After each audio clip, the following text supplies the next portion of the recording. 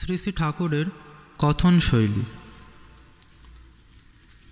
স্রষ্টা মাত্রেরই নিজস্ব শিল্পকৌশল আছে।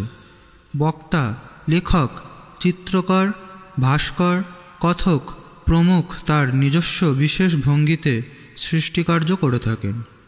স্রষ্টা যদি প্রভাবশালী হন, তবে তার উত্তরসূরিরা তার ওই বিশেষ ভঙ্গিমার দ্বারা প্রভাবিত হয়ে বলে লিখে এবং কর্ম করে থাকেন।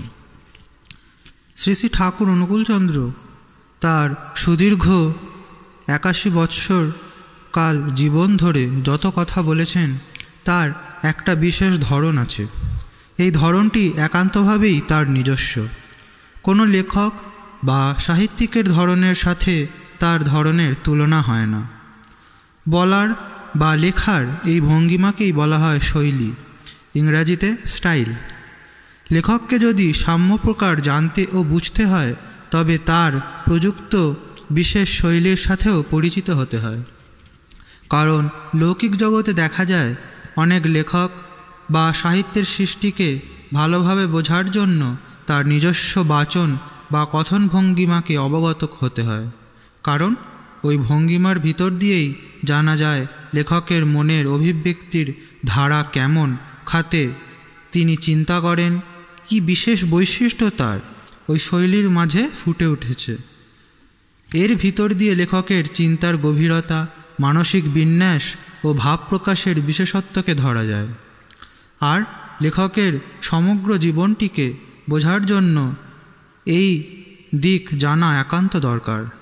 কারণ শরীর ও মন এই নিয়েই দুটি সামগ্রিক জীবন। লৌকিক জগতে যেমন একথা সত্য, লোকোত্তর মহাপুরুষগণের জীবন অনুধাবন করতে তেমনি এই একই সত্য। তারা সাহিত্য সৃষ্টি করবার জন্য কথা বলেন না বা কোনো কিছু লেখেন না। তারা ভাবগত অনুপ্রেরণায় অনুপ্রেরিত চির অতন্দ্র কল্যাণ পুরুষ। তাদের আগমন জগদ্ধিতায়। জগতের মঙ্গলের জন্য তারা যা বলেন তাই ফুটে ওঠে নবীন সাহিত্য। এ সাহিত্য আনে যুগান্তর। বিনা বাণীর বেদ ও দেবী মূলে এক নবীন যুগের সূত্রপাত হয়।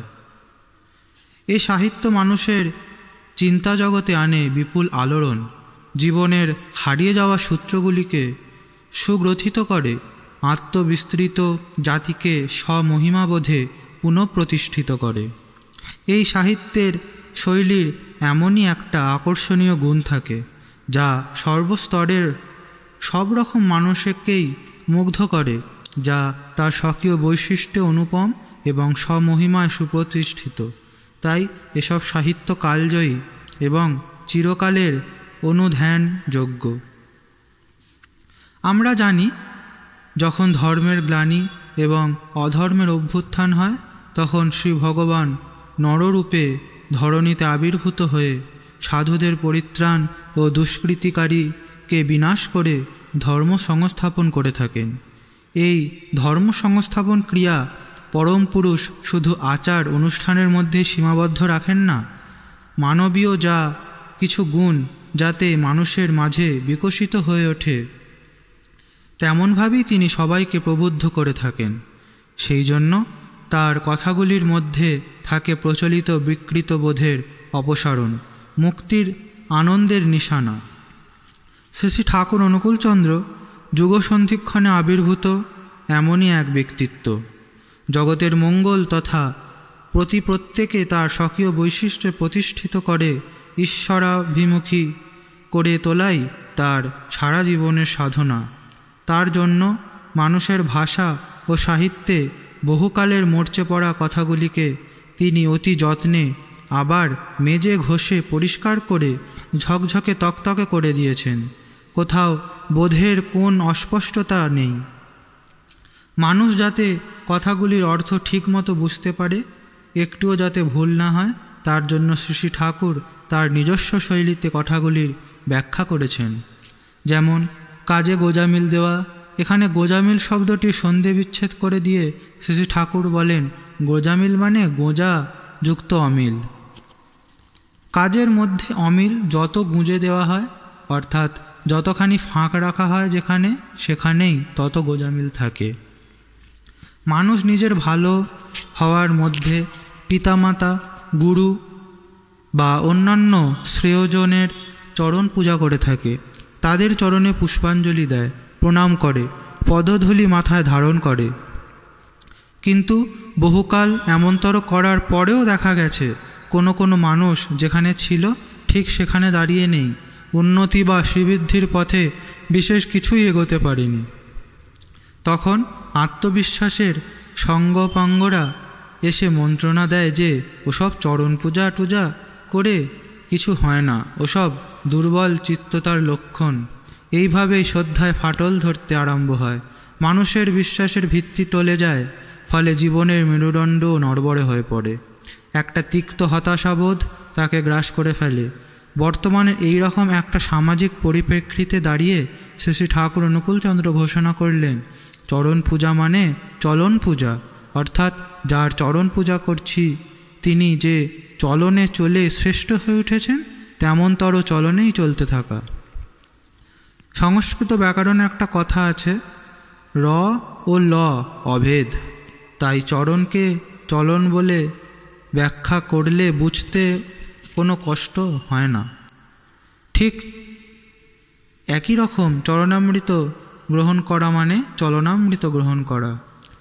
বিহিত পন্থায় যদি না চলি, ভালো থাকার জন্য যদি অকপটভাবে চেষ্টা না করি, তবে সারা জীবন পদদক খেয়ে গেলেও কোনো কাজ হয় না। এই হলো চরণামৃত গ্রহণের বৈশিষ্ট্য। সংসারে অনেকে বেশ সুখে স্বাচ্ছন্দ্যে থাকে, আবার কেউ অশেষ কষ্টের মধ্যে কোনো রকমে সংসারের জোয়াল টেনে টেনে চলতে থাকে। যে সুখে আছে তার সম্বন্ধে আমরা বলি ওর ওপর ভগবানের কৃপা আছে, আর যে কষ্টে আছে সে ভগবানের কৃপা বঞ্চিত। কথা আমরা বলি বটে, কিন্তু ঠিকমতো না বুঝে বলার জন্য অর্থবোধ হয় না, এবং একটা জংলা জটপাকানো বোধের সৃষ্টি হতে থাকে। আজকাল আমাদের ধারণা এমনই হয়েছে যে আমরা ভাবি ভগবানের কৃপা আকাশ থেকে নেমে এসে হঠাৎ একজনকে বড়লোক বা সৌভাগ্যবান করে দিল। এইভাবে ভাবার জন্য কৃপার সত্যিকারের রূপ এবং কিভাবে কৃপা পাওয়া যায় তা আমরা বুঝতে পারি না, ফলে আপনা থেকেই আমরা কৃপা থেকে দূরে সরে যাচ্ছি। শ্রী শ্রী ঠাকুর কৃপা শব্দটিকে ভেঙে দিলেন, বললেন কৃপা মানে করে পাওয়া, ক মানে করা, আর পা মানে হলো পাওয়া। ব্যাকরণবিদগণ হয়তো আপত্তি তুলে বলবেন, পা মানে তো পালন রক্ষণ পান, পাওয়া হলো কি করে? এখানে কথা হলো ব্যাকরণ একটু পাশে সরিয়ে রেখে শ্রী শ্রী ঠাকুর কথিত অর্থ অনুযায়ী কৃপা বোঝার চেষ্টা করলে কৃপাকে ঠিক ঠিক বোঝা যাবে। করে যারা পায় তারাই কৃপার অধিকারী হন, না করে পাওয়া যায় না। ঘুমন্ত সিংহের মুখে মৃগ হেঁটে এসে প্রবেশ করে না, শিকার ধরবার জন্য সিংহকে বিহিত পরিশ্রম করতে হয়। ভালো করে লেখাপড়া না করলে পরীক্ষায় ভালো ফল করা যায় না। কৃপা শব্দের মধ্যেকার এই পরম সত্যটিকে উদ্ঘাটিত করলেন শ্রী শ্রী ঠাকুর। করো, হও, পাও, আর ওই পাওয়াটাই তোমার কৃপালাভ। তিনি আরও বললেন, করুণাও আসে করার মধ্যে দিয়েই, যে যেমন করে সে তেমন করুণা লাভ করে। শ্রী শ্রী ঠাকুর কৃত শব্দের এইসব ব্যাখ্যা ও কথনশৈলী হয়তো সব সময় ব্যাকরণের নিয়মনীতি মেনে চলেনি, কিন্তু তা না চললেও এগুলি বস্তু বা বিষয়ের মৌলিক তাৎপর্যকে কখনো হারায়নি। বরং দেখা যাচ্ছে যে এগুলি বহুকাল সঞ্চিত ভ্রান্তির অপনোদন করেছে। শ্রী শ্রী ঠাকুরের বাচনভঙ্গিমার বিশেষত্বই এখানে। সাধনা বলতে তিনি বলেন সেধে নেওয়া।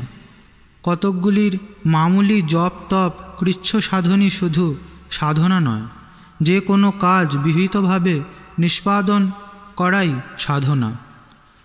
তাই সাধু বলতেও তিনি বলেন সুষ্ঠু নিষ্পাদনকারী। মানুষ যখন বৃত্তির মোহে অভিভূত থাকে তখন সে কোনো কিছুই সুষ্ঠুভাবে নিষ্পাদন করতে পারে না। বৃত্তির নামই কমপ্লেক্স। এর নাম বৃত্তি হলো কেন? সেই প্রসঙ্গে গিয়ে ঠাকুর বলেছেন, মানুষ এই বৃত্তের মধ্যে পড়ে কেবলই ঘুরপাক খেতে থাকে, তাই এর নাম বৃত্তি। চমৎকার কথা। কারো হয়তো কথার খেলাপ করার স্বভাব আছে, সে হাজার চেষ্টা করেও কথা ঠিক রাখতে পারে না। এর জন্য তাকে কষ্ট পেতেও হয় খুব, হয়তো লোকের মাঝে তাকে অপদস্থ হতে হয়।